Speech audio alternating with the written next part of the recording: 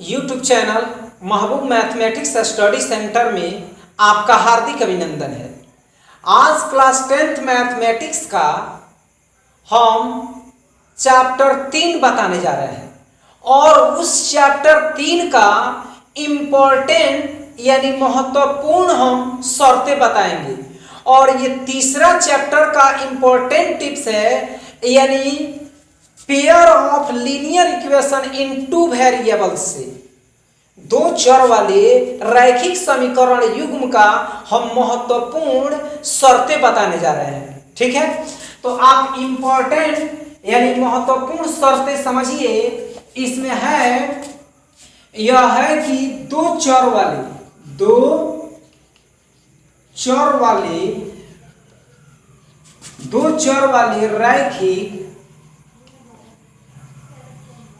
रैखिक समीकरण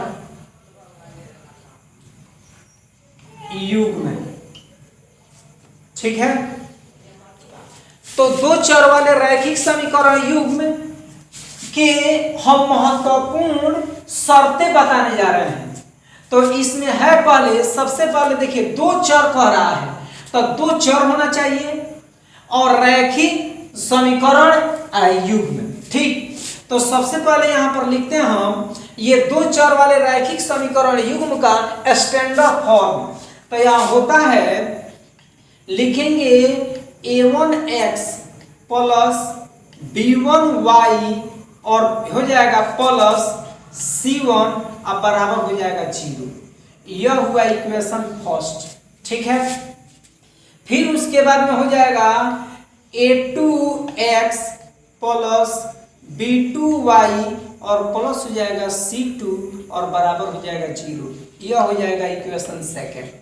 ठीक है, तो ये दो चर है, दो चर, तो चर यहाँ x है यहाँ y है, दो चर हो गया। रैखिक यानी चर जिस चर राशि का घात 1 हो यानी घात 1 1 है। ठीक है, तो रैखिक हो गया। समीकरण, तो समीकरण का मतलब ये बराबर में अगर यदि यानी समान का चिन्ह रहेगा, बराबर का चिन्ह रहेगा और बराबर के दाहिने साइड में कोई भी अंक हो तब जाकर के वह समीकरण कहलाएगा। जैसे मान लीजिए यदि ऐसे ax प्लस by और प्लस c रहता है यानी a1x b1y प्लस c1 अगर ऐसे रहता तो यह होता बहुपद। क्यों? क्योंकि अगर यदि यहाँ पर लिखने के बाद यहाँ बराबर में रहेगा यानी शून्य रहेगा, बराबर में 0 रहेगा यानी बराबर का चिन्ह रहेगा तब जाकर के यह होगा क्या चीज, समीकरण। और यदि बराबर नहीं होगा तो यह हो जाएगा बहुपद। समझ में आया? तो दो इसमें चर हुआ और इसके बाद में रैखिक यानी एक घात है इसमें और समीकरण यानी बराबर दिया हुआ है और युग्म मतलब ये दो समीकरण हो गए। ठीक है, तो अब इसमें क्या करते हैं, दिया हुआ जब दो समीकरण दिया हुआ रहे तो दोनों समीकरण में हम ये क्या करते हैं, हम a1 b1 c1 a2 b2 c2 अर्थात a1 बटा a2 b1 बटा b2 और c1 बटा c2 प्राप्त करते हैं। तो तीन शर्त कब लागू होगा, तो सबसे पहले हम क्या करेंगे, a1 बटा a2 और b1 बटा b2 का अनुपात प्राप्त करेंगे, c1 बटा c2 का अनुपात प्राप्त करेंगे। ठीक है, तो हम कहीं पे यानी रफ में a1 बाई a2 प्राप्त कर लेंगे, एक बार b1 बाई b2 प्राप्त करेंगे, एक बार c1 बाई c2 प्राप्त करेंगे। समझ में आया? और कहीं देखेंगे हम, हो सकता है कि a1 बाई a2 ये a1 बाई a2 का जो अनुपात है और b1 बाई b2 का अनुपात कहीं होगा ये कि वह बराबर नहीं आएगा। ठीक है, तो हम लिखते हैं ये पहला शर्त है कि a1 by a2 is not equal b1 by b2। ठीक है, a1 by a2 is not equal b1 by b2 यानी a1 बटा a2 का मान b1 बटा b2 का मान अगर प्राप्त करें तो दोनों मान बराबर नहीं होगा।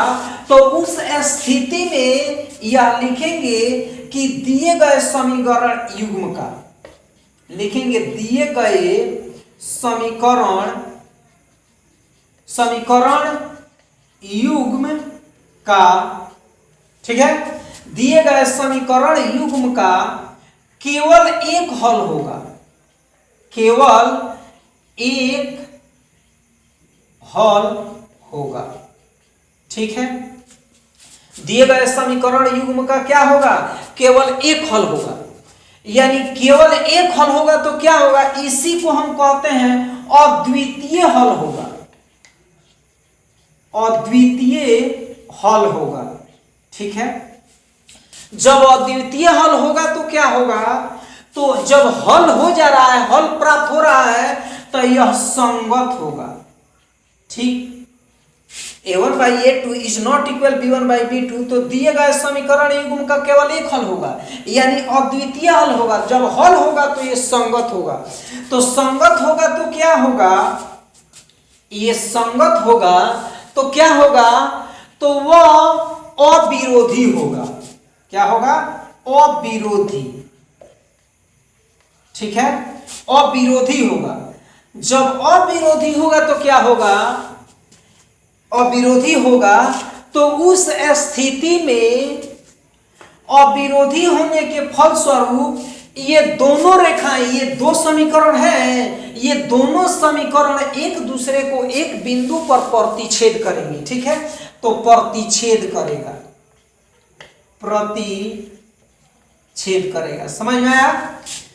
और जब प्रतिच्छेद करेगा तो क्या होगा, तो आप जब इस समीकरण का ग्राफ खींचेंगे तो ग्राफ खींचते समय आप देखिएगा कि कहीं ना कहीं पे उसका ग्राफ कैसे, जैसे मान लीजिए आप x और y अक्ष खींच लिए, और खींचने को जैसे x अक्ष और y अक्ष खींच लेते हैं, जैसे यहाँ x हो जाएगा, ये x डैश हो जाएगा, y हो जाएगा और ये y डैश हो जाएगा। ठीक है, तो इस स्थिति में ये दो समीकरण दिया हो और a1/a2 is not equal b1/b2 हो, तो दिए गए समीकरण युग्म का केवल एक हल होगा, अद्वितीय हल होगा, संगत होगा, अविरोधी होगा और प्रतिच्छेद करेगा।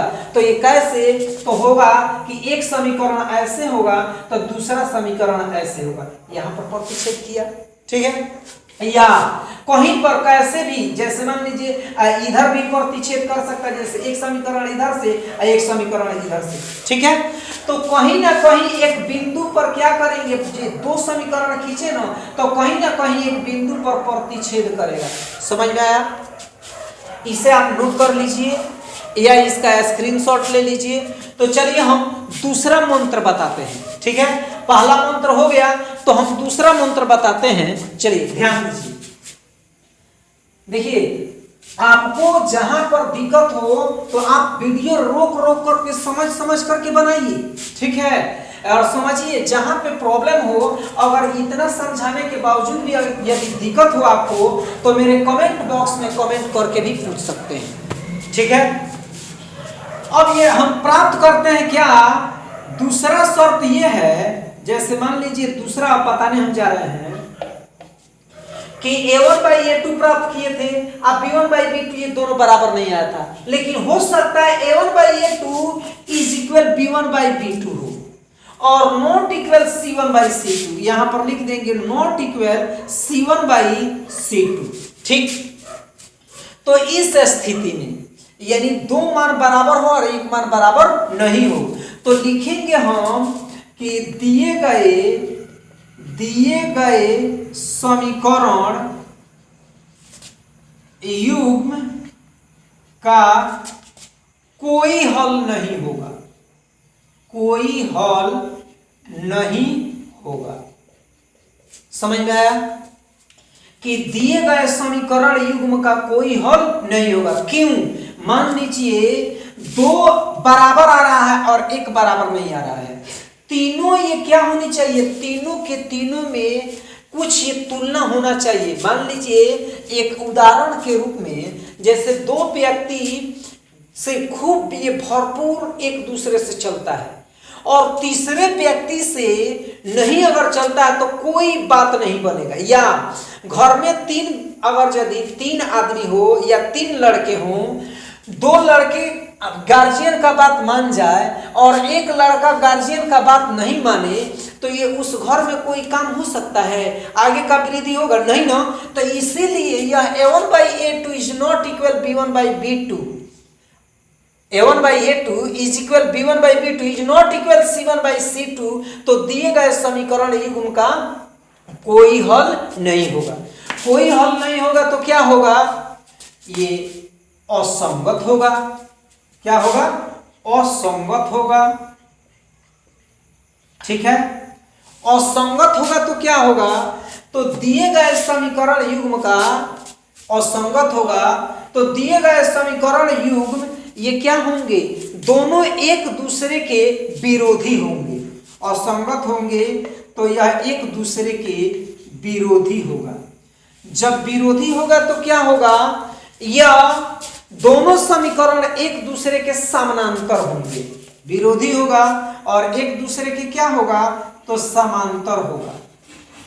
ठीक है, तो समांतर होगा तो उसका समीकरण, ये दो जब ये समीकरण दिए रहेंगे तो या तो इस तरीके से समानांतर होगा और नहीं तो ऐसे समानांतर होगा या ऐसे भी समानांतर, यानी किसी तरह वह समानांतर ही होगा। समझ में आया कि a1/a2 is equal b1/b2 is not equal c1/c2, तो दिए गए समीकरण युग्म का कोई हल नहीं होगा, असंगत होगा, विरोधी होगा और उसका हल क्या चीज, यानी दोनों रेखाएं एक दूसरे के समानांतर होंगे। ठीक है, चलिए और तीसरा हम आपको शर्त बताते हैं। तीसरा सुनिए, तीसरा नंबर शर्त है कि a1/a2 is equal b1/b2 is equal c1/c2, यानी तीनों के तीनों बराबर हो। ठीक है, कि a1/a2 is equal b1/b2 is equal c1/c2, यानी a1/a2 b1/b2 c1/c2 प्राप्त कीजिएगा, तीनों के तीनों बराबर आ जाए तो दिए गए समीकरण युग्म का अपरिमित रूप से अनेक हल होगा। क्या लिखेंगे, अपरिमित रूप से अनेक हल होगा। ठीक है, अपरिमित रूप से अनेक हल होगा। ठीक, अपरिमित रूप से अनेक हल होगा। अपरिमित रूप से जब अनेक हल होगा तब क्या होगा, इसी को अनेक हल कहिए या अनगिनत कहिए, अनगिनत हल होगा, या इसी को कहते हैं अनंत हल भी कहते हैं, कहीं कहीं अनंत भी दिया रहता है, अनंत हल होगा। ठीक है, जब अनंत हल होगा तो क्या होगा, तो ये संगत होगा। ठीक है, और संगत होगा तो क्या होगा, ये संगत होगा, यानी a1/a2 is equal b1/b2 is equal c1/c2, तो दिए गए समीकरण युग्म का क्या होगा, अपरिमित रूप से अनेक हल होगा, अनगिनत हल होगा, अनंत हल होगा, संगत होगा। जब ये संगत होगा, हल जब संगत होगा तो वह क्या होगा, अविरोधी होगा। क्या होगा, कि अविरोधी होगा। ठीक है, अविरोधी होगा तो क्या होगा कि यह एक दूसरे पर आश्रित रहेगा। ठीक है, या ऐसे पहले लिख दीजिए, अविरोधी होगा तो क्या होगा, तो यह हो जाएगा संपाती होगा। इस संपाती को ही कहते हैं, यह आश्रित होगा, आश्रित होगा। जब आश्रित होगा तो क्या होगा, यानी इस आश्रित होगा यानी संपाती होगा, तो इसका समीकरण जब हम खींचेंगे, दोनों समीकरण, जैसे दोनों समीकरण खींचेंगे, ये ऐसे हो जाएगा, x अक्ष हो गया और ये y अक्ष हो गया। ठीक है, अगर समीकरण खींचेंगे तो अगर यदि एक समीकरण ऐसे है, पहला समीकरण, तो दूसरा समीकरण भी इसी पर होगा, संपाती, उसी पर आश्रित होगा। समझ में आया, ये तीन मंत्र बताए।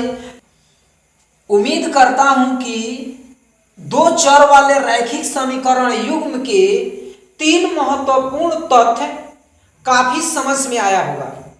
यदि आप मेरे चैनल पर नए हो तो चैनल को सब्सक्राइब करें, लाइक करें और कमेंट करें, और इस वीडियो को अपने प्यारे मित्रों में शेयर करें। मिलते हैं हम नेक्स्ट वीडियो में। धन्यवाद।